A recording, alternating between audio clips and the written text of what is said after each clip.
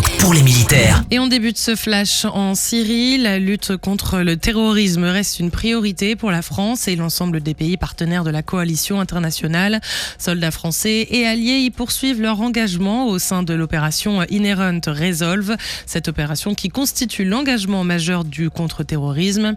Les aviateurs français et britanniques viennent d'ailleurs mener des frappes ciblées contre des positions du groupe terroriste Daesh. Le but étant d'empêcher toute résurgence de l'État islamique.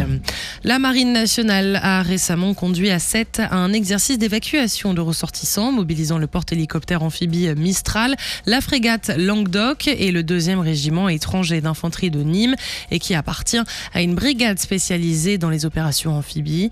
Réalisé avec la participation de civils volontaires sur la base d'un scénario très réaliste, cet entraînement visait à certifier la capacité des forces à intervenir rapidement en situation de crise. Il a permis de tester la coordination interarmée, la sécurisation d'un point d'évacuation et la prise en charge administrative et médicale des ressortissants. Marins et légionnaires sont démontrés au service de la protection des Français. Le 21e régiment d'infanterie de marine de Fréjus a accueilli 25 militaires italiens des Langunari, une unité spécifique et spécialisée dans les opérations en milieu lagunaire.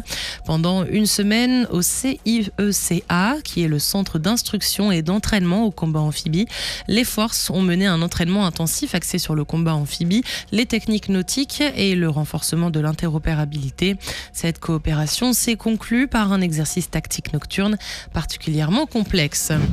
Et on termine avec une commande de 2 nouveaux aéronefs. Fin décembre 2025, la DGA, la Direction Générale de l'Armement, a signé avec la société suédoise Saab AB le contrat d'acquisition de 2 avions d'alerte avancés Global Eye. Les livraisons devraient être réalisées entre 2029 et 2032.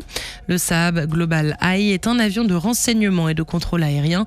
Il est équipé du radar à antenne active avec une portée de détection supérieure à 600 km. L'aéronef peut exécuter la mission de surveillance maritime grâce à un radar complémentaire placé sous le ventre de l'avion et d'une tourelle optronique. Les avions Global Eye remplaceront à terme les 4 avions Boeing E-3F AVAX de l'armée de l'air et de l'espace qui seront retirés du service d'ici 2035. Et puis, autre information, les cyberattaques contre la France sont en augmentation ces derniers mois. Selon le ministère de l'Intérieur, elles ont augmenté de 74% ces 5 dernières années.